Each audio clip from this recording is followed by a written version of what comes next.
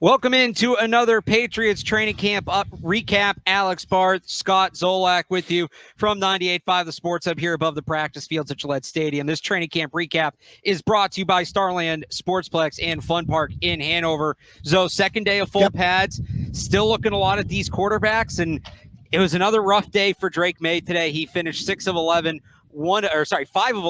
1 of 6 in his final 11-on-11 period. He's still spraying the ball a bit. A lot of his misses have been long, and you'd rather miss long than short, but it was another erratic day for him. A lot of indecision. I think that's where you could look at it and say, this is why Jacoby Brissett is more pro-ready because of the processing. And you could see the helmet, like when it looks 1, 2, 3, boom, come back. Right. Drake's kind of looking left. You can see the feet starting to get out from under him a little bit. His arm's so strong that he could throw that ball late and deep just to kind of throw it away. But he's got to slow down a little bit. He has to slow down the processing, understand the play, take your time getting up there, think about it, understand what your reads are, and then go from there. So let me ask you this, because it is an adjustment period, and we expected an adjustment period. We expected there to be some growing pains. Yeah, he's behind. He's playing catch-up, but, are you alarmed that he's behind schedule in the big picture or anything like that? This is tough. It's been, 5-6 days? 6 days, 2 in pads. And I haven't seen one wild moment yet. And when you're the number 3 pick in the draft and you're being sold for multiple years as the savior coming out, I need a wild moment. I need a throw on a dig route in tight coverage in a blitz period that he hits on it for 3rd and 14 or 3rd and 2 minute, and he goes 12 of 12 right down the field, and they score no time. That's the wild moment I'm looking for. Right. He has had some good throws on deep balls. Yes, he has. But then you come back and you talk about the spring. He needs to stack those days together. That's what I'm worried about it. I think the important thing to remember here is if we're talking about the context of week 1, yeah, he doesn't look like he looks a little behind schedule in that regard. Not a little. He looks behind schedule. What would Joe Alt? What would Marvin Harrison Jr. look like after 5 practices out here?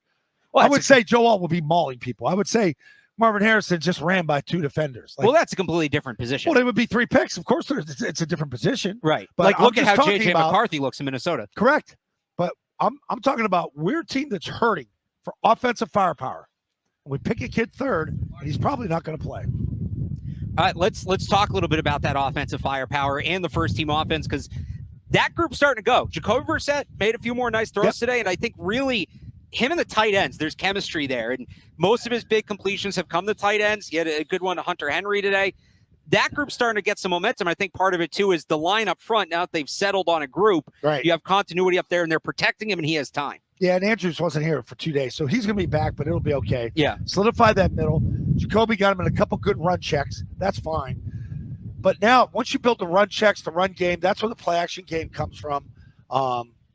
Things will get better because you get used to running it. And I think that's what Alex Van Pelt's getting through to these guys, that run it, know it, and just get used to the same play we're going to call. Again, this Patriots training camp recap is brought to you by Starland Sportsplex and Fun Park in Hanover. Any other thoughts on the offense today before we move on to the defense? I like Baker. I like Polk. I see some activity from them on the outside. There's energy, and maybe it's that energy because Kendrick Bourne has been out here for 2 days. That might be part of it. I think they feel Bourne, which allows them to get going. Yeah, I like that. Polk, to me, is a pro's pro. Just the way he runs his routes, the way he attacks the football, just his general approach. Right. He doesn't look like a rookie, and you can be impressive and still look like a rookie. He looks like he's been doing this for 4 or 5 years. Yeah, he has. He really has. All right, on the defense side of the ball, we'll get to some of the absences just from what we saw out there today. A player I want to highlight, we've highlighted before, Marcus Jones is having a fantastic start to this camp, was really good in one-on-one today, had a couple plays in 11s as well. They're going to need him because with what's going on up front off the field, it seems like the secondary is going to have to carry this defense on the field. Oh, absolutely. You lose maybe potentially 2 of your bona fide number 1 and number 2 pass rushers. Yeah. And Barmore and Judon, if the contract doesn't come through, you've got to get creative with your front 7. More of a problem now for DeMarcus Covington. Like, he's got to understand what do we need to do? What do we do? What do we need to tweak? I like Jones, Gonzalez, and Marcus Jones. Yeah. Yeah. And Jonathan Jones. I like them on one side. I do. Yeah. And I think it allows your safeties to roam around and do some other things. Meanwhile, Matthew Judon not out here today. Devon Godshot did participate again after being limited yesterday. So I got him back, but no Matthew Judon. Obviously, Christian Barmore still not out here. So they are a little thin up front. We're seeing more reps for O'Shea Jimenez, who had a really good day on the edge, kind of stepping in where Judon would be at times. Tristan Hill, a former second-round pick from the Cowboys they got last year off waivers, is playing a little more at defensive tackle for Barmore. But it seems like they're obviously without Barmore, you got to get ready for life without him. But today felt like a glimpse of what it might look like without Judon as well. Yeah, and that thing that would stink. And one more thing here on Gottschall. Yeah. So Drew Rosenhaus, who we all know, and I know Drew personally. Yep. Why is he allowed on the field? Why is he walking around on the football field? I don't see other agents doing that. And that's one thing you got to be careful of. Hey, if other players see this, let his agent, he's getting this deal done. I'll my agent up. Let him walk around, watch the team. Bro, he wasn't here again today, was he, Rosenhaus? Oh, he was here. Was he here? Yep. Okay, I didn't catch him. So back here today as they continue to work on the contract for Devon Gottschall. But Matthew Judon, I don't know. I wasn't surprised to not see him out here today. I feel like after what happened yesterday, if you missed any of that, we have full recaps on 985thesportshub.com. I'm not surprised to not see him out here today, but where do you go from here? The guy, essentially shot his way out of practice. He wants a new contract. He had, kind of I don't want to call it a blow up, but a confrontation with the coach, a confrontation with the GM. But to your point, he's your best pass rusher. If you want to be competitive this year, that happens with him on the team. You're not going to get an adequate replacement if you move him. You might get something for down the road with draft picks or whatever, but they are in a real crossroads right now with Matthew Judon. I've played with a lot of guys like this, and not everything falls in line the way the GM wants it to. You got to ask yourself, is it better that he's out there on week one when we have Joe Burrow in the huddle and we're going up against him, or we're going to put Afrene out there with an undersized Josh Uche on the other side? And if you could be okay with B, then you trade him then. I'm not okay with B. I want him out there. And sometimes you're going to have to push the needle, push the record, so to speak, to get him more of the money. And you do it once. You did it once with Gilmore. Gilmore's a special player. This guy's a special player. Feels similar to the Stephon Gilmore situation. Sure does.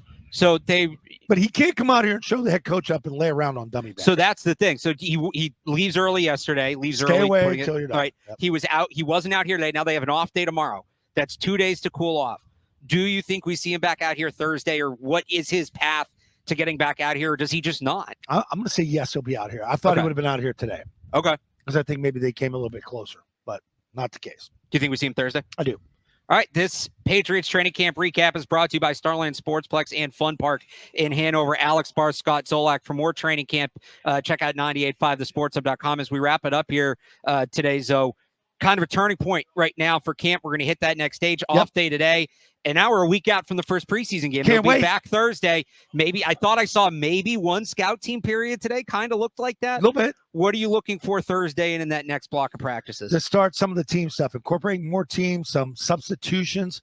Might see some more referees attending practice to give you the real feel of games, sideline operational stuff. They got to start talking to these kids. We're going to be here. Do not miss a snap if we're calling your name. All that stuff. Communication's got to be on point. And they had some issues with that today. Twice the offense had to run a lap. Once with Jacoby Brissett, once with Drake Maye, because they couldn't get lined up. And as we gear up for that first preseason game, Peepers Field season, right? What to watch for, who are the players we're looking at. Give me one guy who you think has helped his case more than you thought heading into the first preseason game, and one guy who's maybe playing catch-up heading into the first preseason game. Scott Zolak on the TV side. I just think you're going to want to watch me and Devin McCourty and Jason McCourty on the box. We're going to have fun with it. I'll tell you about that. But one guy to watch. That's a good question. Yeah. I'll give you one. Tyquan Thornton has had a couple of days in pads. I'll give you and we can put the in pads qualifier on that. Now he's got to stay healthy because he hasn't done that in either of his first two camps. But I know this isn't me buying in on Tyquan Thornton completely, but when the pads come on, it goes to another level, and his game's risen to it. I'll give you him. Let's see if Jennings can take a step up. Okay, well, he becomes a very important player in the context. That's what I'm saying. Now you become Judon. So can you elevate your game personally? And he got paid this offseason as well, got a 3-year extension. So a lot to look for next week from today's practice and looking ahead. Be sure to check out more content from myself and Matt Dolph on 985thesportshub.com. And again, you can subscribe to the Sports Hub YouTube page to get recaps from every single Patriots training camp practice, myself and Zoe. And we'll be off tomorrow. So until the next one on Thursday, for Scott Zolak, I'm Alex Barth. Thanks for watching. Thanks for listening, everybody. Enjoy that Chick-fil-A.